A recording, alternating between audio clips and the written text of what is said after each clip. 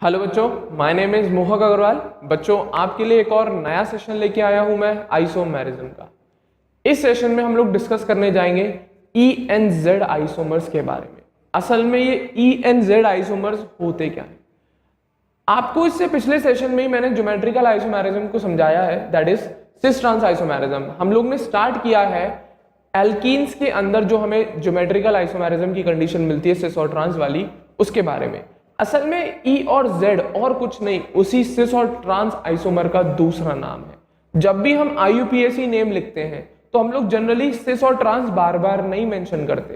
तो IUPAC naming के लिए हमने इस टाइप की कॉन्फ़िगरेशन का यूज किया कि सिस फॉर्म को हम किस तरीके से रिप्रेजेंट करेंगे। अगर कोई आइसोमर की सिस फॉर्म मिलती है, उसका नाम लिखा जाएगा, तब हम उस नाम के अंदर सिस फॉर्म को किस चीज से रिप्रेजेंट करेंगे। तो E और Z आइसोमर्स असल में एक तरीके की कॉन्फ़िगरेशन दी गई है। असल में एक तरीके की कॉन्फ़िगरेशन दी गई है उस पर्टिकुलर कंपाउंड को, जिससे जब हम उसका IUPAC नाम लिखे तो हमें बार बार सिस और ट्रांस ना लिखना पड़े, हम इन कॉन्फ़िगरेशन से उसे एक्सप्लेन कर पाए। क्लियर है? तो ध्यान से सुनना, और कुछ नहीं, सिस और ट्रांस ही है ये पूरा का पूरा डिट्टो। बस अब यहां पर हम बार बार सिस और ट्रांस वर्ड ना यूज करके Z और E यूज करेंगे टर्म्स। क्लियर है? अब किस कंडीशन को हम Z लिखते हैं, किसको हम E लिखते हैं, वो सारी चीजें मैं बता रहा हूं, ध्यान से सुनना और साथ साथ नोट करते चले। क्लियर है? तो हम बात कर रहे हैं बेटा एल्कीन्स के अंदर ही EN-Z आइसोमेरिज्म की। ये असल में और कुछ नहीं, सिस और ट्रांस आइसोमेरिज्म का ही नाम है। क्लियर है? असल में Z का मतलब होता है ज़ूसामैन, इसका मतलब होता है टुगेदर, या फिर सिस फॉर्म के लिए हम यूज करते हैं Z, या फिर किसके लिए बेटा, सिस फॉर्म के लिए हम लोग रिप्रेजेंट करते हैं Z से, और Z का नाम होता है ज़ूसामैन। क्लियर है? ZUSAMMEN। क्लियर है? इसका मतलब होता है टुगेदर या फिर सिस फॉर्म। इसी तरीके से E वर्ड का मतलब होता है एंटजिजन, या E लेटर का मतलब होता है एंटजिजन, जिसका मतलब होता है ऑपोजिट या फिर ट्रांसफॉर्म। क्लियर है? ये और कुछ नहीं, सिंपल कॉन्फ़िगरेशंस हैं, जिससे हम जब IUPAC नेम लिखेंगे किसी मॉलिक्यूल का तो हम बार बार सिस और ट्रांस में यूज करके सिस की जगह Z और ट्रांस की जगह लेटर E का यूज करेंगे। क्लियर है? हाँ या ना? तो सिस फॉर्म जहां पर भी हमें मिलेगी तो हम लोग उसके लिए Z का यूज करेंगे, और ट्रांसफॉर्म हमें जहां पर भी मिलेगी उसके लिए हम E का यूज करेंगे। तो ये Z और E और कुछ नहीं, कॉन्फ़िगरेशंस है। क्या है बेटा? कॉन्फ़िगरेशन। जब भी हम मॉलिक्यूल के अंदर उसका नाम लिखेंगे, जब भी हम किसी मॉलिक्यूल का नाम लिखेंगे तो हम सिस और ट्रांस की जगह Z और E को यूज करेंगे। सिंपल सी कंडीशन। क्लियर है? अब मेन बात, ये Z और E किस हिसाब से डिसाइड किया जाता है तो वो सुनना, नोट याद रखें। EN-Z configuration are decided on the basis of priority. असल में प्रायोरिटी रूल्स पढ़ाऊंगा, उन प्रायोरिटी के बेसिस पे हम E और Z कॉन्फ़िगरेशन डिसाइड करते हैं। याद रखना बेटा, केवल दो ही टाइप की प्रायोरिटीज होंगी, एक तो होगी हाई प्रायोरिटी, एक होगी लो प्रायोरिटी। इसी हाई प्रायोरिटी और लो प्रायोरिटी की मदद से हम लोग सिस या ट्रांस, या फिर आप अपनी भाषा में बोले EN-Z कॉन्फ़िगरेशन डिसाइड करेंगे किसी मॉलिक्यूल के लिए। तो ये हाई प्रायोरिटी और लो प्रायोरिटी की मदद से, अब कैसे डिसाइड होता है वो सारी चीजें दिखा रहा हूं। क्लियर है? और किस बेसिस पे हम किसी पर्टिकुलर मॉलिक्यूल को या किसी पर्टिकुलर चीज को हाई प्रायोरिटी बोलेंगे और किसी पर्टिकुलर चीज को हम लो प्रायोरिटी बोलेंगे, उसके लिए रूल्स है जिनको हम प्रायोरिटी रूल्स के नाम से जानते हैं। किसके नाम से बेटा? प्रायोरिटी रूल्स के नाम से। क्लियर है? तो अब EN-Z कैसे डिसाइड करेंगे? प्रायोरिटी के बेसिस पे। और प्रायोरिटी कैसे डिसाइड करेंगे? प्रायोरिटी रूल्स के बेसिस पे। क्लियर है? तो प्रायोरिटी रूल्स देखें और साथ साथ मैं आपको सिस और ट्रांस भी दिखाता, EN-Z भी बताता चलूंगा। प्रायोरिटी रूल फर्स्ट, सबसे पहला, कैसे हम किसी पर्टिकुलर एटम या मॉलिक्यूल की प्रायोरिटी डिसाइड करते हैं तो वो सुनना। क्या? The priority of a group is directly proportional to the atomic number. किसके नंबर के बेसिस पे? एटॉमिक नंबर के बेसिस पे। क्या? किसी पर्टिकुलर ग्रुप की प्रायोरिटी, किसी पर्टिकुलर ग्रुप की प्रायोरिटी किस पे डिपेंड करती है? एटॉमिक नंबर पे डिपेंड करती है। किसके? उस एटम के जो sp2 कार्बन से डायरेक्टली अटैच्ड होता है। तो पहला रूल क्या? किसी पर्टिकुलर ग्रुप की प्रायोरिटी डायरेक्टली डिपेंड करती है एटॉमिक नंबर पे। किसके? उस एटम के जो कि sp2 हाइब्रिड कार्बन से डायरेक्टली अटैच्ड होता है। तो वही लिखा है, priority of a group is directly proportional to atomic number of the atom which is directly attached with sp2 hybrid carbon. Example के तौर पे ये रहा, जैसे कि ये है, ये कार्बन, ये डबल बॉन्ड, ये sp2 कार्बन है और ये भी sp2 कार्बन है। क्लियर है? अब इसमें प्रायोरिटीज दिखा रहा हूं आपको मैं। क्लियर है? अब इसमें प्रायोरिटीज दिखा रहा हूं आपको। क्लियर है? इस sp2 कार्बन से कौन जुड़ा है? ये OH जुड़ा है, OH जुड़ रहा है, H नहीं जुड़ रहा है। ये OH फंक्शनल ग्रुप है बेटा, अल्कोहल वाला। तो इन शॉर्ट इस sp2 कार्बन से कौन जुड़ रहा है? ऑक्सीजन। और वहीं पर इस sp2 कार्बन से नीचे की तरफ कौन जुड़ रहा है? ये हाइड्रोजन। अब अकल लगाओ, इसका एटॉमिक नंबर ज्यादा है कि इस हाइड्रोजन का एटॉमिक नंबर ज्यादा है? क्या इस ऑक्सीजन का एटॉमिक नंबर ज्यादा होगा या इस हाइड्रोजन का? मेरे ख्याल से इसका एटॉमिक नंबर ज्यादा होगा। तो इन शॉर्ट ये हाई प्रायोरिटी है और ये लो प्रायोरिटी है। क्लियर है? इसी तरीके से इस sp2 कार्बन से एक तो CH3 जुड़ रहा है, एक हाइड्रोजन जुड़ रहा है। इससे कार्बन डायरेक्टली जुड़ रहा है, इससे हाइड्रोजन। इसका एटॉमिक नंबर डेफिनेटली हाइड्रोजन से ज्यादा है, तो ये हाई प्रायोरिटी होगी और ये लो प्रायोरिटी होगी। तो दोनों sp2 कार्बन पे आपको देखना पड़ेगा कौन सी हाई प्रायोरिटी है, कौन सी लो प्रायोरिटी। क्लियर है? अब जब हाई प्रायोरिटी और लो प्रायोरिटी क्रिएट हो गई, उसके बाद क्या देखेंगे? अब इसको इरेज कर दूं मैं, फिर दिखाता हूं आपको हाई प्रायोरिटी और लो प्रायोरिटी कैसे दिखेंगी। क्लियर है? तो देखना जरा, फिर दिखाऊंगा आपको हाई प्रायोरिटी और लो प्रायोरिटी के हिसाब से कैसे हम E और Z डिसाइड करेंगे। तो देखना जरा, तो इसको क्या बोला था आपने? High priority. इसको क्या बोला था? Low priority. इसी तरीके से इसको क्या बोला था? Low priority. और इसको क्या बोला था? High priority. अब जरा देखो, हाई प्रायोरिटी पकड़ लो चाहे लो प्रायोरिटी पकड़ लो, मैं हाई प्रायोरिटी पकड़ रहा हूं। हाई प्रायोरिटी ऑपोजिट साइड पे, एक इधर है तो एक नीचे की तरफ, दूसरी ऑपोजिट साइड ही तो है। इसी तरीके से या तो लो प्रायोरिटी को देख लो, कैसे है? ऑपोजिट साइड है। अगर हाई प्रायोरिटी ऑपोजिट साइड है या लो प्रायोरिटी ऑपोजिट साइड है, तो वो कॉन्फ़िगरेशन ट्रांस होती है। कौन सी होती है? Trans configuration. कौन सी होती है? ट्रांस। क्लियर है? और ट्रांस कॉन्फ़िगरेशन के लिए हम E रिप्रेजेंट करते हैं। क्या रिप्रेजेंट करते हैं बच्चों? E कॉन्फ़िगरेशन रिप्रेजेंट करते हैं। तो इस तरीके से हम लोग E एंड Z डिसाइड करते हैं on the basis of priority, on the basis of priority. और प्रायोरिटी रूल क्या है? सबसे पहला ही यूज किया अभी मैंने कि sp2 कार्बन से उस ग्रुप का जो एटम ज्वाइन हो रहा हो, उस एटम का एटॉमिक नंबर चेक कर लेना। तो जिसका एटॉमिक नंबर ज्यादा वो हाई प्रायोरिटी, जिसका एटॉमिक नंबर कम वो लो प्रायोरिटी। अब आप ऐसे मत चेक कर लेना, पता लगे आप इसका और इसको चेक कर रहे हो, बेटा ये इस sp2 से जुड़ रहा है, ये अलग sp2 से जुड़ रहा है। एक ही sp2 से जो जुड़ने वाले ग्रुप हैं उनमें चेक किया जाता है हाई प्रायोरिटी और लो प्रायोरिटी। क्लियर है? क्लियर है? एक और एग्जांपल ये रहा, sp2 कार्बन, गोला बना दे रहा हूं, ये भी sp2 कार्बन। क्लियर है? दिख गए होंगे। अब इस sp2 कार्बन से ये दोनों जुड़ रहे हैं और इस sp2 कार्बन से ये दोनों जुड़ रहे हैं। तो चेक करो जरा, अगर मैं इसको देखूं पहले वाले केस को, तो इस कार्बन से एक फ्लोरीन जुड़ रहा है, एक हाइड्रोजन, तो डेफिनेटली समझ गए होंगे ये कौन होगा? हाई प्रायोरिटी होगा और ये कौन होगा? Hydrogen low priority. इसी तरीके से इस sp2 कार्बन से एक ब्रोमीन जुड़ रहा है, एक क्लोरीन जुड़ रहा है, तो डेफिनेटली समझ गए होंगे ब्रोमीन हाई प्रायोरिटी होगा और क्लोरीन लो प्रायोरिटी होगा, क्योंकि एटॉमिक नंबर ज्यादा है ब्रोमीन का। क्लियर है? अब देखो जरा, हाई प्रायोरिटी सेम साइड में आ रहे हैं या लो प्रायोरिटी, आपको जो पसंद है उसको पकड़ के चलो। मैं हाई प्रायोरिटी को पकड़ के चलता हूं। हाई प्रायोरिटी सेम साइड में है, तो कौन सी कॉन्फ़िगरेशन? सिस फॉर्म आ जाएगी। कौन सी आ जाएगी बेटा? Cis form. और सिस के लिए अभी बताया मैंने Z यूज करते हैं, तो इसका जब भी IUPAC नाम लिखा जाएगा तो उससे पहले Z रिप्रेजेंट किया जाएगा, और यही Z सिस फॉर्म को रिप्रेजेंट करने के लिए कॉन्फ़िगरेशन होती है। यही Z सिस फॉर्म को रिप्रेजेंट करने का कॉन्फ़िगरेशन होती है। ये और कुछ नहीं, E एंड Z बस सिस और ट्रांस के लिए कॉन्फ़िगरेशन टर्म आ गए, लेटर्स आ गए, जिसकी मदद से हम नॉमेनक्लेचर में यूज कर सकते हैं। क्लियर है? इसी तरीके से लास्ट केस, इसको देखो, यहां पर इससे ऑक्सीजन भी जुड़ रहा है, क्लोरीन भी जुड़ रहा है, तो यहां पर देखो कौन हाई प्रायोरिटी है? Chlorine is a high priority than OH। Simple सी बात है, क्लोरीन का एटॉमिक नंबर ज्यादा है ऑक्सीजन के एटॉमिक नंबर से। इसी तरीके से यहां से CH3 और NH2 जुड़ रहा है, तो यहां पर हाई प्रायोरिटी कौन है? दिख गया होगा, NH2 is a high priority and CH3 is a low priority, क्योंकि इस कार्बन से यहां से N जुड़ रहा है डायरेक्ट, यहां से C, इसके केस में यहां से O जुड़ रहा है और यहां से Cl। That's it. अब देखो जरा कौन सी आनी चाहिए? सिस आनी चाहिए। हाई प्रायोरिटी सेम साइड में, तो सिस कंडीशन आ गई, सिस फॉर्म वाली केस आ गया। तो सिस के लिए जो कॉन्फ़िगरेशन यूज करी जाती है वो है Z कॉन्फ़िगरेशन। कौन सी है बच्चा पार्टी? Z configuration. और प्रायोरिटी कैसे डिसाइड करी? Directly proportional to the atomic number of the atom, जो कि उस sp2 कार्बन से डायरेक्टली जुड़ा हुआ होगा। That's it. तो रूल नंबर फर्स्ट हुआ प्रायोरिटी का। तो अब ये तो समझ में आ गया होगा कि प्रायोरिटी के अकॉर्डिंग E और Z कैसे डिसाइड करने हैं। अगर हाई प्रायोरिटी सेम साइड में तो Z, और हाई प्रायोरिटी ऑपोजिट साइड में तो E कॉन्फ़िगरेशन, वही सिस ट्रांस वाला है यहाँ पर। वही सेम केस सिस और ट्रांस वाला केस चलता है यहाँ पर। क्लियर है, सिंपल कंडीशन है, याद रखेंगे। अब आप सिस और ट्रांस ना बोल के जेड और ई ही बोलिएगा। क्लियर है।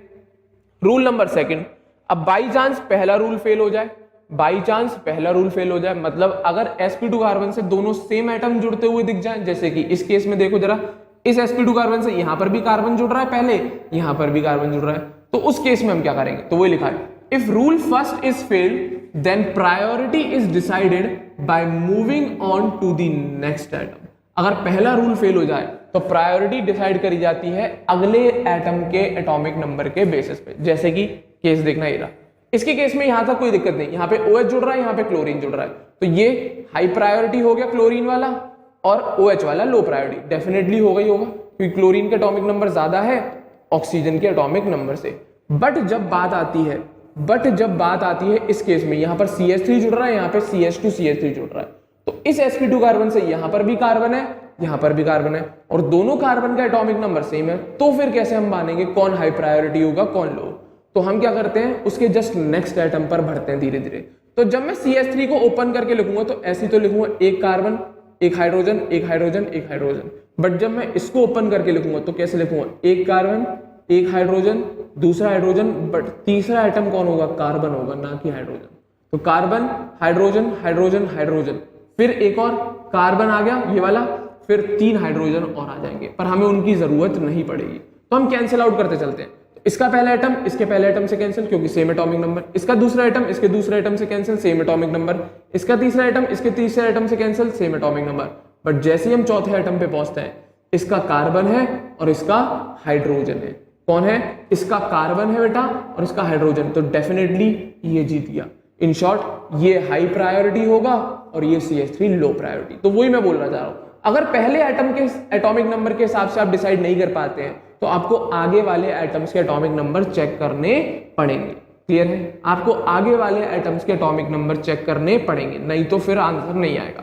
क्लियर है, तो अब हाई प्रायोरिटी कौन हो गया समझ में आ गया होगा। क्लियर है, तो ये कौन है हाई प्रायोरिटी और ये कौन है बेटा लो प्रायोरिटी। अब चेक करो कौन सी आ गई, Z आ गई मेरे ख्याल से, हाई प्रायोरिटी सेम साइड में है, हाई प्रायोरिटी बेटा सेम साइड में है, तो कौन सी आ गई, Z आ गई। क्लियर है, एक केस और देखो जरा, यहां पर ये रहा, यहां पर sp2 कार्बन से इसमें भी कार्बन इसमें भी कार्बन, तो भाई पहले एटम के हिसाब से डिसाइड हो पाएगा क्या, नहीं, अब आगे मूव करना पड़ेगा। तो इसके एटम्स लिख रहा हूं मैं, तो पहला कौन है कार्बन, फिर हाइड्रोजन फिर हाइड्रोजन, फिर कौन आ गया ऑक्सीजन, रुक जाए यहां तक। अब इसमें देखो, इसमें कौन है, पहला कार्बन फिर हाइड्रोजन बट फिर आ गया क्लोरीन।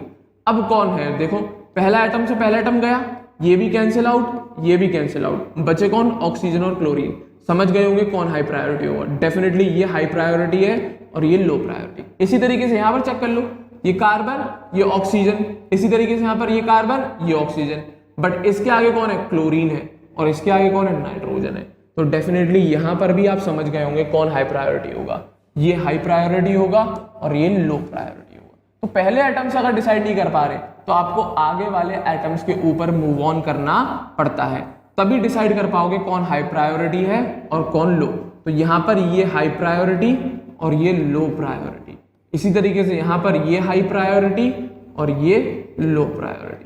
क्लियर है, उम्मीद करूंगा पकड़ पाएंगे मेरी बात को, उम्मीद करूंगा पकड़ पाएंगे मेरी बात को। क्लियर है, तो दिख गया होगा कौन सी कॉन्फ़िगरेशन आ गई, ई कॉन्फ़िगरेशन। तो रूल नंबर सेकंड क्या है कि अगर आपका रूल फर्स्ट फेल हो रहा है, आप पहले एटम के एटॉमिक नंबर के हिसाब से डिसाइड नहीं कर पा रहे हैं हाई और लो प्रायोरिटी, तो आपको नेक्स्ट एटम्स के ऊपर मूव ऑन करना पड़ेगा, तभी डिसाइड हो पाएगा ई और जेड कॉन्फ़िगरेशन। क्लियर है, अगला रूल देखें। अब केस आता है मल्टीपल बॉन्ड्स का। अगर बाई चांस मल्टीपल बॉन्ड का केस आए, अगर पहला रूल भी फेल दूसरा रूल भी फेल, अब तीसरा केस आ जाए, अगर मल्टीपल बॉन्ड का केस आता है तब हम क्या मानते हैं, तब हम कैसे केस करेंगे। तो बेटा याद रखना, मल्टीपल बॉन्ड का जब भी केस आएगा तो हम मल्टीपल बॉन्ड्स को इस तरीके से ट्रीट करते हैं। क्या मतलब, ये देखना जरा, अगर कभी भी जो ग्रुप है उसके अंदर इस टाइप की कंडीशन मिल रही हो, कार्बन कार्बन डबल बॉन्ड मिल रहा हो, तो इसका मतलब होता है, क्योंकि प्रायोरिटी रूल्स में आपको अभी मूव बताया मैंने, नेक्स्ट एटम्स के ऊपर मूव ऑन करना पड़ता है। तो अगर कभी भी ग्रुप में मल्टीपल बॉन्ड आते हैं तो हम उस मल्टीपल बॉन्ड को इस तरीके से कंसीडर करते हैं, मतलब ये मानते हैं हम कि इस कार्बन से असल में 2 कार्बन और जुड़ रहे होंगे इस डबल बॉन्ड का मतलब। क्लियर है कि इस पर्टिकुलर कार्बन से ऐसे 2 कार्बन ज्वाइन हो रहे होंगे, मानते हैं कंसिडर हाई प्रायोरिटी और लो प्रायोरिटी। अगर वहीं पे ट्रिपल बॉन्ड आए तो मतलब क्या मानते हैं, इस कार्बन से हम 3 कार्बन ज्वाइन करके रखते हैं। इसी तरीके से कार्बन डबल बॉन्ड O है, इसका मतलब इस कार्बन से 2 ऑक्सीजन ज्वाइन करके चलते हैं। इसी तरीके से ट्रिपल बॉन्ड आए तो इसका मतलब है 3 नाइट्रोजन ज्वाइन करके चल रहे हैं। तो मल्टीपल बॉन्ड में कुछ नहीं करना, आपको जितने बॉन्ड है उतने एटम्स आपको आगे बढ़ा देने हैं। जैसे इस कार्बन से 2 डबल बॉन्ड से या डबल बॉन्ड से कार्बन जुड़ा है, इसका मतलब कि इस कार्बन से 2 कार्बन और जुड़ रहे हैं, ऐसा मानते हैं प्रायोरिटी रूल्स डिसाइड करने के लिए। तो पहला रूल फेल, दूसरा रूल फेल, तो तीसरे में मल्टीपल बॉन्ड का केस आता है, जैसे कि ये रहा। क्लियर है, तो यहां पर तो कोई दिक्कत नहीं है। इसके रूल्स देखो, पहला कार्बन फिर हाइड्रोजन फिर हाइड्रोजन फिर ऑक्सीजन, इसमें पहला कार्बन फिर हाइड्रोजन फिर हाइड्रोजन और फिर हाइड्रोजन, तो ये कैंसिल ये कैंसिल ये कैंसिल, जीत कौन गया, ऊपर वाला। तो हाई प्रायोरिटी और लो प्रायोरिटी पहले वाले केस में तो समझ में आ गई होगी। वहीं पर जब हम बात करते हैं दूसरे केस की, तो इसमें देखो इसके आइटम्स बनाओ, carbon hydrogen hydrogen oxygen hydrogen, but जब हम इसके बनाएंगे तब क्या लिखेंगे, तो उसके केस में लिखेंगे कार्बन हाइड्रोजन। अब डबल बॉन्ड O है, कौन है बेटा, डबल बॉन्ड O। इसका मतलब क्या है कि असल में इससे 2 ऑक्सीजन ज्वाइन हो रहे होंगे। असल में इस कार्बन से आगे जाके 2 ऑक्सीजन ज्वाइन हो रहे होंगे। कितने ऑक्सीजन बेटा, 2, क्योंकि CH डबल बॉन्ड O है। क्या है, CH डबल बॉन्ड O की कंडीशन है। क्लियर है, तो CH डबल बॉन्ड O की कंडीशन में ऐसा मानेंगे आप कि इस CH या इस कार्बन से 2 ऑक्सीजन डायरेक्टली जुड़े हुए हैं। क्लियर है, तो अब देखो ये कैंसिल आउट ये कैंसिल आउट, कौन जीत गया, ये रहा, ये ऑक्सीजन ये हाइड्रोजन। डेफिनेटली ये हाई प्रायोरिटी है और ये लो प्रायोरिटी। सिंपल कंडीशन है, दिमाग लगाएंगे तो सारी चीजें आ जाएंगी। क्लियर है, तो मल्टीपल बॉन्ड के केस में भी आपको आ जाना चाहिए। तो यहां पर ये हाई प्रायोरिटी ये लो प्रायोरिटी, और इसके केस में ये हाई प्रायोरिटी और ये low priority. That's it. Clear है, उम्मीद करूंगा ई कॉन्फ़िगरेशन समझ में आया होगा। इसी तरीके से और एग्जांपल देखो, अभी दिखाए वैसे मैंने। क्लियर है, तो यहां पर देखो जरा, यहां पर देखें CH2OH। क्लियर है, ये CH2Cl अभी आपको बताया था, ये हाई प्रायोरिटी निकल के आया था, ये लो प्रायोरिटी निकल के आया था, अभी पीछे ही बताया ये CH2OH और CH2Cl का। बट जब हम बात करते हैं यहां पर, तो यहां पर ये असल में COCl को आपको बनाना भी सिखाया, C double bond O single bond Cl। इसी तरीके से C double bond O single bond NH2, यहां पर आपको डबल बॉन्ड O मिलता है। पिछले वाले में तो मैंने डायरेक्ट सॉल्व कर दिया था, बट असल में इस तरीके से एटम्स दिखाए जाएंगे। क्लियर है, तो अब जब मल्टीपल बॉन्ड है तो कैसे इसके एटम्स देखेंगे, तो COOCl, इसको देखेंगे तो C double O NH2, C double O N। Clear है, तो यहां पर इस बेसिस पे डिसाइड करेंगे। भले ही फर्क नहीं पड़ा, यहां पर आंसर वही आएगा, बट स्टिल आपको पता होना चाहिए कि कौन मल्टीपल बॉन्ड अगर जुड़ा है कोई एटम तो उसको किस तरीके से रिप्रेजेंट करते हैं प्रायोरिटी रूल्स में डिसाइड करने के लिए। तो उसका कार्बन से कार्बन गया, इसके ऑक्सीजन से ऑक्सीजन गया, इसके ऑक्सीजन से ऑक्सीजन गया, बट क्लोरीन और नाइट्रोजन में देख लेंगे, ये हाई प्रायोरिटी ये लो प्रायोरिटी। क्लियर है, हाँ या ना। तो मल्टीपल बॉन्ड की कंडीशन याद रखना यार, मतलब इन शॉर्ट जितने भी बॉन्ड है उतने एटम्स बढ़ा देना वो। क्लियर है, जैसे इसमें कार्बन और ऑक्सीजन डबल बॉन्ड से जुड़ा है, तो मतलब क्या है, इस कार्बन से 2 ऑक्सीजन जॉइंट है, ये मतलब होता है। क्लियर है, एक और एग्जांपल का केस देख ले, ये रहा C ट्रिपल बॉन्ड CH और ये CH CH3 का होल ट्वाइस, यहाँ पर ये CH3 ये C2H5। क्लियर है, तो डेफिनेटली यहाँ समझ गए होंगे ये लो प्रायोरिटी है ये हाई प्रायोरिटी है। अभी सॉल्व करके दिखाया, मेन से सॉल्व करना है। इसका मतलब क्या है, इस कार्बन से 3 कार्बन जुड़े हैं, तो कार्बन एक पहला तो वही आ गया, अब इससे कितने कार्बन जुड़े हैं, 3 और कार्बन जुड़े हैं, और फिर बाद में एक हाइड्रोजन। अब ये क्या है, CH3 का होल ट्वाइस। असल में बेटा ये और कुछ नहीं, ये वाली कंडीशन है, देख ले जरा, ये वाली कंडीशन है, CH3 का होल ट्वाइस, ये वाली कंडीशन है। अब इसको बनाने की कोशिश करें तो देखो भाई, सबसे पहले कौन है, कार्बन, फिर कौन है, हाइड्रोजन। क्लियर है, ये वाला आ है। अब इसके बाद आप चाहे इसे दिखाओ चाहे इसे दिखाओ, किसी को भी दिखा सकते हो आप। क्लियर है, तो मैं इसे दिखा दूं, फिर कार्बन फिर हाइड्रोजन फिर हाइड्रोजन फिर हाइड्रोजन, फिर आपको इसको दिखाने की तो जरूरत पड़ेगी नहीं। क्यों, क्योंकि ये दूसरे नंबर पर ही जीत गया भाई, आगे की जरूरत पड़ती नहीं है। पहला आइटम कैंसिल आउट, वहीं पर जैसे ही आप दूसरे आइटम पे बढ़े जीत गया आंसर। पहले वाले में कार्बन है, दूसरे वाले में हाइड्रोजन है, पहले वाले में कार्बन है, दूसरे वाले में हाइड्रोजन। आपको आगे बनाने की जरूरत ही नहीं है, आपको आगे बनाने की जरूरत ही नहीं है इसमें, क्योंकि दूसरे नंबर वाले आइटम से ही हम डिसाइड कर पाएंगे हाई प्रायोरिटी और लो प्रायोरिटी। पहले वाले केस में कौन आ रहा है, दूसरा आइटम कार्बन, दूसरे में हाइड्रोजन, इसका एटॉमिक नंबर ज्यादा है तो ये हाई प्रायोरिटी और ये लो प्रायोरिटी। That's it. तो सिंपल कंडीशन है, बना के देखेंगे तो ये लो प्रायोरिटी ये हाई प्रायोरिटी। इसी तरीके से मल्टीपल बॉन्ड आने की वजह से ये हाई प्रायोरिटी बन के आ गया था और ये लो प्रायोरिटी बन के आ गया। तो दिख गया होगा ई कॉन्फ़िगरेशन की कंडीशन है। कौन सी बेटा? ई कॉन्फ़िगरेशन की कंडीशन है। कौन सी? ई कॉन्फ़िगरेशन की कंडीशन बन रही है। कौन सी बन रही है बेटा? E configuration. High priority opposite side में। कौन सी साइड में है? ऑपोजिट साइड में है हाई प्रायोरिटी। क्लियर है? तो याद रखेंगे ये वाली कंडीशन। सिंपल कंडीशन है, मल्टीपल बॉन्ड की कंडीशन है। अगर मल्टीपल बॉन्ड आते हैं तो हम उनके एटम्स को किस तरीके से रिप्रेजेंट करते हैं, मेन बात ये समझने की। क्लियर है? ई एन जेड क्लियर है? लास्ट रूल और सुने, सबसे इंपॉर्टेंट क्या, अगर केस आता है आइसोटोप्स का तब हम क्या करें। अगर ये सारे रूल फेल हो गए और आइसोटोप का केस आया उस कंडीशन में क्या करेंगे, तो वही लिखा है, in case of isotopes priority is directly proportional to atomic mass. Important है, नोट बना के याद रखना इस रूल को, क्योंकि हर जगह अभी तक एटॉमिक नंबर से डिसाइड किया है। केवल आइसोटोप्स वाले केस में हम एटॉमिक मास को प्रायोरिटी देते हैं डिसाइड करने के लिए। क्लियर है? तो जैसे ये sp2 कार्बन है, इससे क्लोरीन जुड़ा है, इससे फ्लोरीन जुड़ा है। क्लियर है? ये sp2 कार्बन, इससे क्लोरीन और इससे फ्लोरीन, तो यहां पर तो एटॉमिक नंबर आ गया, कोई दिक्कत नहीं। बट जब बात आती है CH3 और CD3, असल में ये ड्यूटीरियम है और कुछ नहीं है।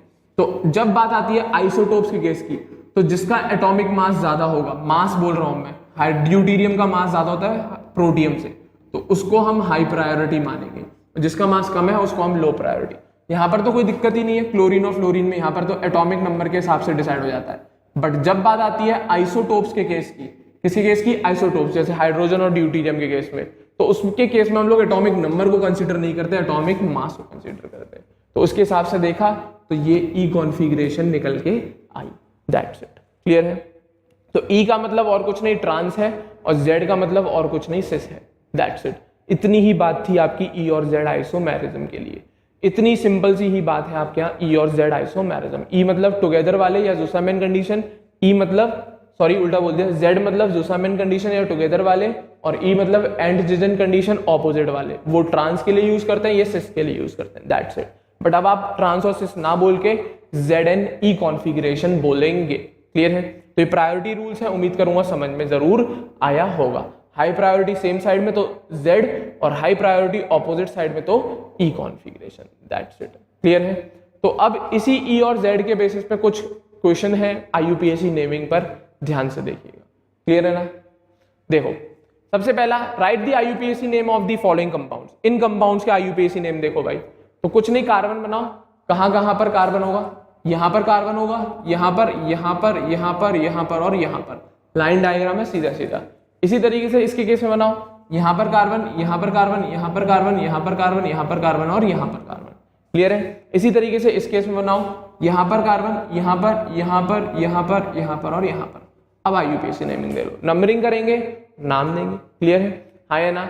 नंबरिंग करेंगे और नाम देंगे। तो नंबरिंग 1 2 3 4 5 एंड 6। क्लियर है? तो नाम सुनना। ये हेक्साडाइईन का केस है, 2,4 डाइईन होता, जनरली हम लिखते तो हेक्सा 2,4 डाइईन। बट हमें अब ये बताना पड़ेगा कि यहां पर जब डाइईन की कंडीशन आ रही है तो इसका कॉन्फ़िगरेशन कैसा है और इस कंडीशन का कॉन्फ़िगरेशन कैसा है। तो देखें, हाई प्रायोरिटी और लो प्रायोरिटी डिसाइड करने के लिए, तो पहले मैं इस वाले कार्बन का कॉन्फ़िगरेशन दिखा रहा हूं। यहां पर कौन होगा बेटा? CH3। यहां पर कौन होगा? ये वाला पूरा मॉलिक्यूल, ये CH3, ये वाला। ठीक है? तो एक ये रहा, एक ये रहा। डेफिनेटली ये हाई प्रायोरिटी है, ये लो प्रायोरिटी है। क्लियर है? इसी तरीके से यहाँ पर H है, ये लो प्रायोरिटी है और ये हाई प्रायोरिटी है। क्लियर है? तो मेरे ख्याल से ये वाले कार्बन, इस कार्बन कार्बन डबल बॉन्ड के अबाउट की आपको कंडीशन मिल गई। कौन सी है? हाई प्रायोरिटी ऑपोजिट साइड में। तो इस कार्बन कार्बन डबल बॉन्ड पे हमें ई कॉन्फ़िगरेशन मिलेगी। क्लियर है? इसी तरीके से Z वाला केस देख, यहां पर अगर मैं बना दूं CH3, ये C, यहां पर कार्बन, यहां पर कार्बन, यहां पे CH3, तो अब ये कंडीशन आ गई, ये और ये, तो ये हाई प्रायोरिटी, ये लो प्रायोरिटी। इसी तरीके से यहां पर देखना, ये हाई प्रायोरिटी और ये लो प्रायोरिटी। तो इस कार्बन कार्बन डबल बॉन्ड के अबाउट भी कौन सी कॉन्फ़िगरेशन आ रही है? ई वाली ही आ रही है। क्लियर है? तो अब जब IUPAC नाम लिखा जाएगा इस कंपाउंड का, तो अब जब IUPAC नाम लिखा जाएगा इस कंपाउंड का 1 2 3 4 5 एंड 6, तो 2,4 डायरेक्ट नहीं लिखा जाएगा, लिखा जाएगा 2E, 4E। इसका मतलब क्या है कि सेकंड पोजीशन पे जो डबल बॉन्ड वाली कंडीशन बन के आई है, यहां पर जो हमें ज्योमेट्रिकल वाली कंडीशन मिल रही है वो ट्रांस की मिल रही है, ई टाइप कॉन्फ़िगरेशन मिल रही है। इसी तरीके से फोर्थ पे जो डबल बॉन्ड है वहां पर जो कंडीशन बन के आ रही है आस पड़ोस की, वो भी ट्रांस वाली कंडीशन या ई कॉन्फ़िगरेशन बन के आ रही है। तो अब पूरा नाम डायरेक्ट हेक्सा 2,4 डाइईन नहीं आएगा, अब जाएगा 2e, 4e हेक्सा डाइईन। अब आपको कॉन्फ़िगरेशन या ज्योमेट्रिकल कॉन्फ़िगरेशन भी बतानी पड़ेगी कि वो ई कॉन्फ़िगरेशन है या जेड कॉन्फ़िगरेशन है। क्लियर है? तो 2e और 4e हेक्सा डाइईन का केस निकल के आया। क्लियर है? इसी तरीके से एक और एग्जांपल देखो, यहाँ पर carbon carbon carbon carbon carbon carbon numbering करी 1 2 3 4 5 एंड 6। अब यहाँ पर भी आपको देखना पड़ेगा। क्लियर है? पहले मैं इस कार्बन कार्बन के अबाउट की कॉन्फ़िगरेशन बताऊंगा, फिर इस कार्बन कार्बन डबल बॉन्ड के अबाउट की कॉन्फ़िगरेशन बनाए। देखो CH3, ये कार्बन ये कार्बन ये कार्बन ये कार्बन ये CH3, दिख गया होगा हाई प्रायोरिटी, ये लो प्रायोरिटी, ये हाई प्रायोरिटी, ये लो प्रायोरिटी, दिख गया सेम साइड में। तो ये कौन सी कॉन्फ़िगरेशन आ गई? जेड वाली आ गई। तो पहले कार्बन कार्बन डबल बॉन्ड के अबाउट की कॉन्फ़िगरेशन जेड। दूसरे का केस देखो, ये कार्बन ये CH3। क्लियर है? यहाँ पे कार्बन यहाँ पर कार्बन ये CH3 बनाओ। ये क्या? हाई प्रायोरिटी, ये क्या? Low priority. इसी तरीके से ये क्या? हाई प्रायोरिटी, ये क्या? Low priority. सेम साइड में आ गई।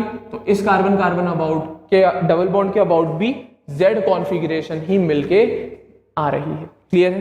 तो अब नाम देखें पूरा 1 2 3 4 5 एंड 6 नंबरिंग कर लो 1 2 3 4 5 एंड 6। तो 2Z, ये रहा, यहां पर Z मिला, यहां पर Z मिला, 2Z, 4Z hexa diene. Simple condition है। तो अब हमें बार बार सिस और ट्रांस लिखने की जरूरत नहीं है, हम ई और जेड की मदद से ही नॉमेनक्लेचर कर सकते हैं। क्लियर है? एक और केस देखो, ये रहा लास्ट IUPAC नेमिंग, समझ में जरूर आया होगा। क्लियर है? यहां पर कार्बन यहां पर कार्बन यहां पर कार्बन यहां पर यहां पर यहां पर। क्लियर है? तो पहले इसके अबाउट देखें फिर इसके अबाउट। क्लियर है? तो ये CH3 है, ये CH3 है। क्लियर है? ये क्या? हाई प्रायोरिटी, ये क्या? Low priority. इसी तरीके से ये क्या? हाई प्रायोरिटी और ये क्या? Low priority. तो पहली वाली कंडीशन आ गई जेड वाली। पहले यहां पर डबल डबल बॉन्ड के अबाउट क्या आ गया? जेड कॉन्फ़िगरेशन आ गई। वहीं पर दूसरे केस की देखें, ये रही, ये CH3, ये C, ये CH3। ये क्या है? हाई प्रायोरिटी, ये क्या है? ये क्या है यहाँ पर? Sorry, low priority. इसी तरीके से ये हाई प्रायोरिटी और ये लो प्रायोरिटी। इसको देखा तो इसके अबाउट हमारी कॉन्फ़िगरेशन आ गई ई कॉन्फ़िगरेशन। कौन सी आ गई बेटा? दूसरे वाले डबल बॉन्ड के अबाउट ई कॉन्फ़िगरेशन। अब क्या नाम जाएगा? नाम देखो, carbon carbon carbon carbon carbon carbon 1 2 3 4 5 and 6। तो यहां पर Z थी और यहां पर E थी, तो 2Z 4E hexa diene, 2Z 4E hexa diene. That's it. Simple condition है। अब हमें बार बार सिस और ट्रांस लिखने की जरूरत नहीं है, अब डायरेक्ट Z और E की मदद से एक्सप्लेन कर सकते हैं। कॉपी कर लीजिए, इंपॉर्टेंट क्वेश्चन है, फंस जाएगा, गलती नहीं होनी चाहिए। ठीक है ना? नोट करा रहा हूं मैं, साथ साथ नोट कर लीजिए। चलें आगे, हाँ या ना? देखें, ये तो बात हुई E एंड Z कॉन्फ़िगरेशन की। क्लियर है? अब एक नया पॉइंट और सुनना जरा। अब मैं बता रहा हूं काउंटिंग करना ज्योमेट्रिकल आइसोमर्स की इन कॉन्जुगेटेड पॉलीइन्स।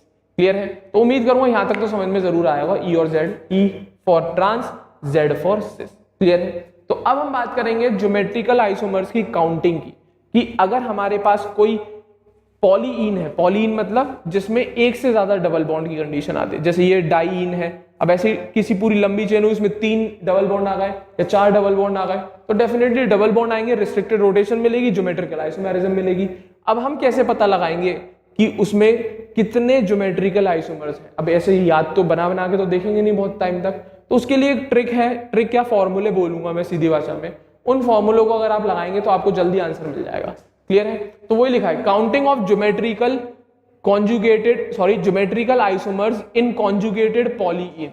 क्लियर है? अगर कॉन्जुगेटेड पॉलीइन्स है, अब कॉन्जुगेटेड कंडीशन की मतलब भी समझ ले बेटा। यहां पर कॉन्जुगेटेड कंडीशन का मतलब है कि अगर कोई भी लंबी चेन है तो उसमें डबल बॉन्ड एक पोजीशन को छोड़ के बैठे होंगे, ऑल्टरनेट पोजीशन पर जब डबल बॉन्ड आते हैं तो उस कंडीशन को हम कहते हैं कॉन्जुगेटेड पॉलीइन्स। तो स्पेशली इसी का केस बता रहा हूं, इसी पे क्वेश्चन आता है। क्लियर है? तो कॉन्जुगेटेड पॉलीइन्स के केस में ज्योमेट्रिकल आइसोमर्स की काउंटिंग, पहला केस सुनना, क्या? अनसिमेट्रिकल पॉलीइन का केस है। अगर अनसिमेट्रिकल पॉलीइन का केस मतलब लेफ्ट हैंड साइड और right hand side number of carbon differ कर रहे हैं, जैसे ये है C double bond C, C ऐसे नहीं, ये रहा CH double bond C single bond, CH double bond CH single bond CH3, clear है, और इधर CH2 CH3। अब जरा ये देख, ये अनसिमेट्रिकल पॉलीन है क्योंकि यहां पर C2H5 है और वहां पर CH3 है। कोई मिड पॉइंट नहीं है इस चेन का, कोई मिड पॉइंट नहीं है कि आप बीच में से इसको दो इक्वल हाफ में डिवाइड कर सकते। तो इस केस को कहते हैं हम अनसिमेट्रिकल पॉलीन का केस।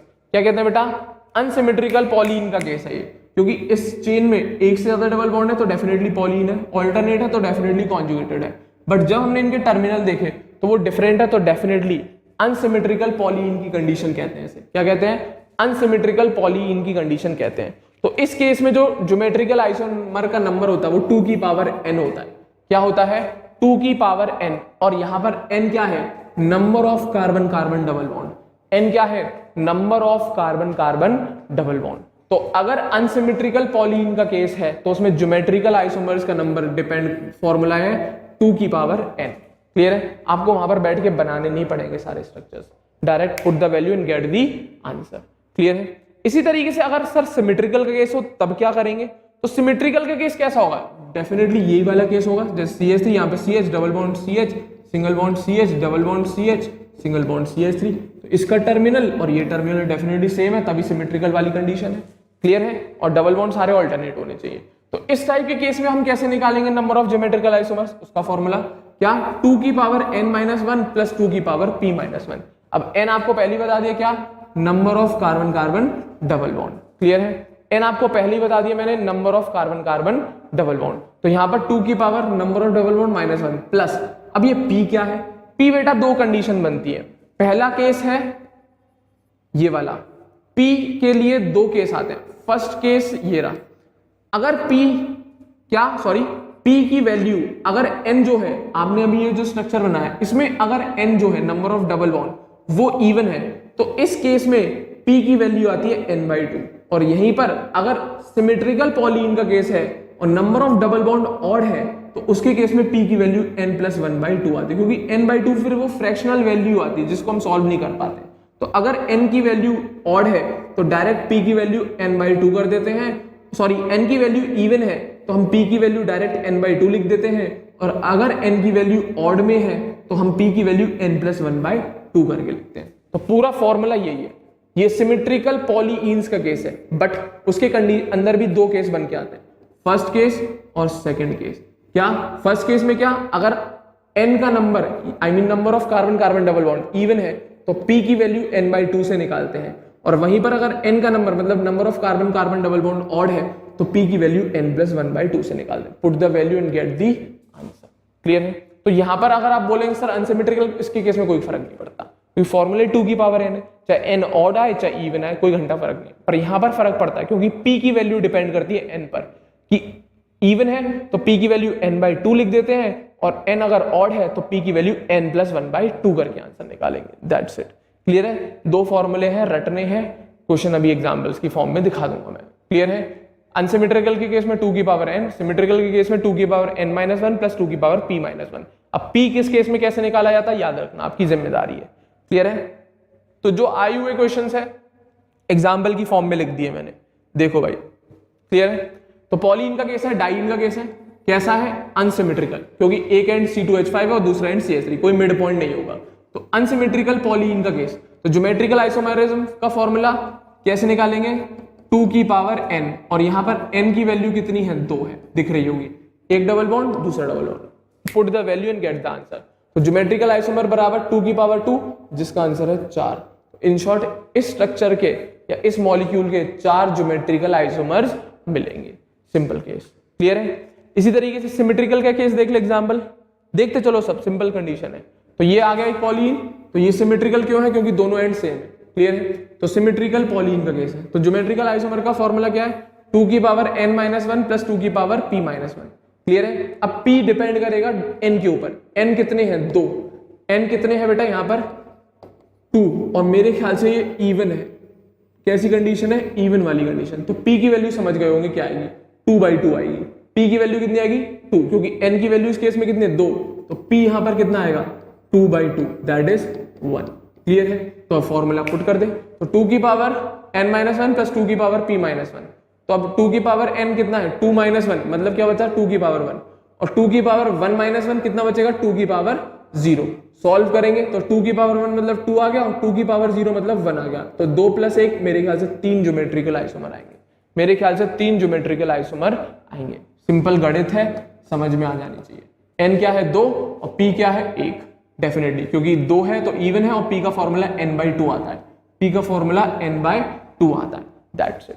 क्लियर है? उम्मीद करूंगा समझ में जरूर आया होगा। ठीक है, एक केस और देखो सिमेट्रिकल का, देखो जरा, ये रहा सिमेट्रिकल है, बट यहां पर number of double bond 1 2 3 odd है, n की वैल्यू कैसी है 3, जो कि कैसी है ऑड है, तो p का फॉर्मूला क्या निकलेगा n प्लस 1/2, मतलब 3 प्लस 1/2, जिसका मतलब है 2 आंसर आएगा। क्लियर है? p का सॉल्व करें तो ज्योमेट्रिकल आइसोमर 2 की पावर n माइनस 1 प्लस 2 की पावर p माइनस 1। अब n की वैल्यू कितनी है, यहाँ पर 3 है, कितनी है बेटा 3, तो 3 माइनस 1 करोगे तो 2 की पावर 2 बचेगा। क्लियर है? इसी तरीके से p की वैल्यू कितनी है 2, तो 2 की पावर 2 माइनस 1 करोगे तो 2 की पावर 1 बचेगा। क्या बचेगा 2 की पावर 1। सॉल्व करेंगे तो 2 की पावर 2 को 4 लिख दिया और 2 की पावर 1 को 2 लिख दिया, ऐड करोगे तो 6 ज्योमेट्रिकल आइसोमर आएंगे। कितने आएंगे बेटा 6 ज्योमेट्रिकल आइसोमर आएंगे। तो वहां पर आपको बना के नहीं देखने पड़ेंगे, आप फॉर्मूले लगाएंगे, आंसर करेक्ट मिल जाएंगे आपको। क्लियर है? तो अनसिमेट्रिकल के केस में तो कोई झंझट ही नहीं है, 2 की पावर n मारो डायरेक्ट। सिमेट्रिकल के केस में बस एक ध्यान रखनी है p की वैल्यू, इवन है तो कैसे निकालते हैं, ऑड है तो कैसे निकालते हैं। दैट्स इट, सिंपल कंडीशन है। उम्मीद करूंगा समझ में जरूर आया होगा। That's it. क्लियर है? तो ये काउंटिंग है ज्योमेट्रिकल आइसोमर्स की। इसकी बेटा ज्योमेट्रिकल आइसोमर्स की इन कॉन्जुगेटेड पॉलीन स्पेशल केस है, याद रखेंगे। ठीक है ना? कुछ क्वेश्चंस और हैं बेटा इसी ज्योमेट्रिकल आइसोमर से रिलेटेड, वो और देख लो, 2-3 क्वेश्चन है। क्लियर है? क्या एक बार क्वेश्चन आया था, नंबर ऑफ पॉसिबल आइसोमर्स पूछे थे C2FClBrI। क्लियर है? तो ऑप्शंस दे रखे सामने 2 3 4 6। क्लियर है? तो बच्चे 3 लगा के बहुत आए थे। क्लियर है? क्योंकि आपको मैंने पहले सिखाया हुआ है ये कुछ स्ट्रक्चरल आइसोमर्स में, या नहीं याद है तो मैं बता देता हूं। बच्चे जनरली 3 आंसर चिपका के आ गए थे, जो कि गलत होता है। F ये रहा, Cl ये रहा, Br ये गया, I ये गया। बच्चे अलग अलग कॉम्बिनेशन बना के आ गए थे। कैसे बनाया था उन्होंने? क्या किया, F को कांस्टेंट कर दिया, एक बार F के अपोजिट में I रख दिया, एक बार Br रख दिया और एक बार क्लोरीन रख दिया। इसके हिसाब से इन्होंने 3 आइसोमर बना दिए। इसके हिसाब से इन लोगों ने 3 आइसोमर बना के दे दिए। क्लियर है? हाँ या ना? इसके हिसाब से इन्होंने 3 आइसोमर बना के दे दिए, जो कि सही है, बट पूरी तरीके से सही नहीं। इसने पूछा है number of possible isomers. Clear है? तो इस कंडीशन में हम इस तरीके से बना सकते हैं, F की पोजीशन एक बार कांस्टेंट कर दो, इसके पड़ोस में या इसके ऑपोजिट में वेरिएबल करते चलो। क्लियर है? जैसे एक बार F के बगल में Cl लगा दिया, एक बार F के बगल में Br लगा दिया, एक बार F के बगल में I लगा दिया। इस तरीके से बदल लो या इसके ऑपोजिट में बदल लो। क्लियर है? तो इस तरीके से 3 आइसोमर बन के आए, बट असल में क्या ये केवल 3 आइसोमर होंगे? बिल्कुल नहीं, 6 आइसोमर बनेंगे, क्योंकि इस कंडीशन में आपके पास कौन सी सिस ट्रांस आइसोमेरिज्म मिलेगी, क्योंकि हाई प्रायोरिटी लो प्रायोरिटी का केस बन के आएगा, E और Z कॉन्फ़िगरेशन बन के आएगी। तो अगर सबके E और Z बनाएंगे तो मेरे ख्याल से अगर ये फॉर्म E है तो इसकी जो दूसरी फॉर्म होगी वो Z जरूर मिलेगी। क्लियर है? जैसे बनाए इसको, ये हाई प्रायोरिटी, ये लो प्रायोरिटी। इसके केस में देखो, ये हाई प्रायोरिटी और ये लो प्रायोरिटी। क्लियर है? हाँ या ना? तो जब ये Z फॉर्म मिल रही है तो डेफिनेटली इसकी E फॉर्म होगी ही होगी। क्लियर है? हाँ या ना? तो वही कंडीशन में बता रहा हूं। तो हर केस में हमें 2-2 आइसोमर मिल रहे हैं, तो टोटल कितने आ गए? 6। क्लियर है? तो करेक्ट आंसर बेटा 6 जाएगा, याद रखना इस वाले क्वेश्चन को। नहीं तो बच्चे 3 बना के आ गए थे, ये वाले 3 बना के आ गए थे, 1 2 3, बट वो भूल गए ये सिस ट्रांस आइसोमेरिज्म शो करेंगे, तो असल में 3 की जगह डबल हो जाएंगे, क्योंकि अगर ये सारे Z फॉर्म है तो डेफिनेटली इनकी E फॉर्म भी बन सकती है। तो इसीलिए ऑल पॉसिबल आइसोमर्स की बात करेंगे तो कितने आएंगे? 6। इंपॉर्टेंट क्वेश्चन है, आया हुआ है जेई का बेटा, इंपॉर्टेंट क्वेश्चन है, आया हुआ है, मार्क कर लेना। चले एक और क्वेश्चन देखो, टोटल नंबर ऑफ एल्कीन्स पूछेगा C4H8 में। किसमें बेटा? C4H8 के अंदर टोटल नंबर ऑफ एल्कीन्स पूछेगा। तो बनाए, पहला एल्कीन तो ये बना दिया गया, दूसरा ये बना दिया गया, तीसरा ये बना दिया गया। ये तो स्ट्रक्चरल आइसोमेरिज्म में सिखा चुका हूं। क्लियर है? केवल एल्कीन्स पूछे बेटा, केवल एल्कीन्स पूछे, तो क्या केवल आंसर 3 आना चाहिए क्या? जल्दी बताओ। ऑल पॉसिबल एल्कीन्स पूछे गए थे। क्या पूछे गए थे? ऑल पॉसिबल एल्कीन्स पूछे गए थे। तो केवल आंसर क्या 3 आना चाहिए? कुछ दिख रहा है आपको कि नहीं दिख रहा? मेरे को तो दिख गया। अब आपको नहीं दिखा तो आपकी गलती है। क्लियर है? तो मैं दिखा रहा हूं, असल में 3 नहीं आएंगे, 4 आएंगे। एक तो ये आइसोमर है, इसके अंदर हमें 2 आइसोमर मिलेंगे और एक ये रहा। क्लियर है? 2 आइसोमर मिलने का कारण समझ गए होंगे। इस कार्बन कार्बन के अबाउट सिस ट्रांस आइसोमर मिलेगी, ई एंड जेड वाली कंडीशन आएगी, बाकी किसी में नहीं आई, क्योंकि यहां पर इस कार्बन से दोनों हाइड्रोजन है तो यहां पर ई एन जेड आ नहीं सकती। इसी तरीके से यहां पर इस कार्बन से दोनों हाइड्रोजन है तो यहां पर भी ई एन जेड नहीं आ सकती, केवल इसी केस में ई एन जेड मिली। तो इसी वजह से यहां पर एक आइसोमर नहीं होगा, 2 होंगे, एक ई फॉर्म होगी और एक जेड फॉर्म होगी, और इसका एक ये रहा, एक ये रहा, तो आंसर 4 जाएगा, इसका भी आंसर 3 नहीं जाएगा, इसका भी आंसर 4 जाएगा, इसका भी आंसर 3 नहीं जाएगा, नहीं जाएगा, नहीं जाएगा। क्वेश्चन आया हुआ है बेटा, इंपॉर्टेंट है, याद रखना। क्यों गया 4? समझ गए होगे, एक आइसोमर बढ़ गया ना यार। एक तो अगर ये Z फॉर्म है तो डेफिनेटली इसकी ई फॉर्म भी होगी ही होगी, अगर ये ई फॉर्म है तो डेफिनेटली इसकी Z फॉर्म भी होगी, तो उसको काउंट करना नहीं भूले, उसको काउंट करना नहीं भूले। क्लियर है? वेरी इंपॉर्टेंट कंडीशन, मार्क कर लेना, इंपॉर्टेंट क्वेश्चन है। तो टोटल नंबर ऑफ एल्कीन्स पूछे गए C4H8 में कितने आए? 4। क्लियर है? हाँ या ना? उम्मीद करूंगा समझ में आया होगा। इसी तरीके से ये पूछा गया, इन चारों ऑप्शन में से किस में ज्योमेट्रिकल आइसोमेरिज्म मिलेगी? बेसिक कंडीशन है यार, बताया हुआ है, कार्बन कार्बन डबल बॉन्ड से जो जुड़ने वाले ग्रुप हैं, क्लियर है, जो जुड़ने वाले ग्रुप है वो डिफरेंट होने चाहिए। जरूरी नहीं यहां पर सेम आ सकते हैं आस पड़ोस में, बट इस कार्बन से ये दोनों जो जुड़ रहे हैं और इस कार्बन से ये दोनों जो जुड़ रहे हैं वो डिफरेंट होने चाहिए। ज्योमेट्रिकल आइसोमेरिज्म की कंडीशन है। देखो भाई, कार्बन कार्बन डबल बॉन्ड पकड़ो, पकड़ लिया, इस कार्बन से एक हाइड्रोजन जुड़ रहा है, एक CH3 जुड़ रहा है, कोई दिक्कत नहीं। इस कार्बन से पर दोनों CH3 आ गए, क्या ये ज्योमेट्रिकल आइसोमेरिज्म शो करेगा? बिल्कुल नहीं। दूसरा केस आओ, नाम दे रखा है ऊपर IUPAC ने, इस कार्बन से कार्बन कार्बन डबल बॉन्ड दिख गया, इस कार्बन से दोनों CH3 सेम, ये तो खत्म आंसर, ये भी नहीं आएगा आंसर। अकल लगाओ ना यार, अभी बताया sp2 कार्बन से जो दोनों जुड़ने वाले ग्रुप हैं वो डिफरेंट होने चाहिए। क्लियर है? जैसे कि इससे डिफरेंट है, सिमिलरली इसमें भी डिफरेंट। ये नहीं कि एक में डिफरेंट आ गया दूसरे में सेम आ गया तो काम चल जाएगा, नहीं चलेगा। इस पे भी दोनों डिफरेंट ग्रुप जुड़ने चाहिए और इस पे भी आस पड़ोस में दोनों डिफरेंट ग्रुप। तो इसमें तो भाई पहले ही गलत मिल गया, इस कार्बन से दोनों सेम आ गए तो होगी नहीं। इसमें यहाँ पर इस कार्बन से दोनों सेम आ गए तो इसमें भी नहीं होगी। इसमें देखो कार्बन कार्बन डबल बॉन्ड, इससे एक CH3 जुड़ रहा है, एक Cl, कोई दिक्कत नहीं, बढ़िया काम करेगा। ऐसी इस कार्बन से एक CH3 एक Cl, ये भी बढ़िया काम करेगा। तो डेफिनेटली ये ज्योमेट्रिकल आइसोमेरिज्म शो करेगा। पर्टिकुलर एक sp2 से जुड़ने वाले देखने हैं, ये नहीं कि आप सोचे कि इस कार्बन से Cl आ गया, इससे Cl आ गया तो सेम आ गए तो नहीं होगी बेटा।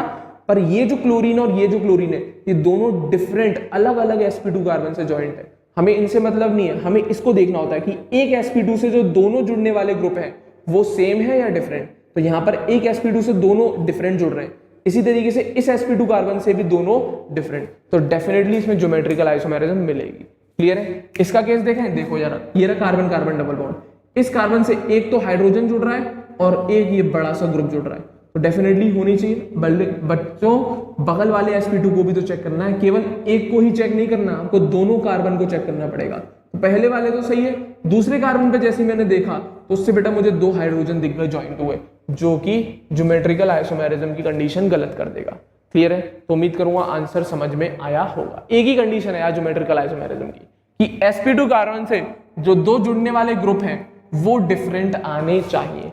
क्लियर है? क्योंकि डबल बॉन्ड की वजह से रिस्ट्रिक्टेड रोटेशन तो आ ही गई ना, डबल बॉन्ड की वजह से रिस्ट्रिक्टेड रोटेशन तो आ ही गई, बट कब मिलेगी ज्योमेट्रिकल आइसोमेरिज्म?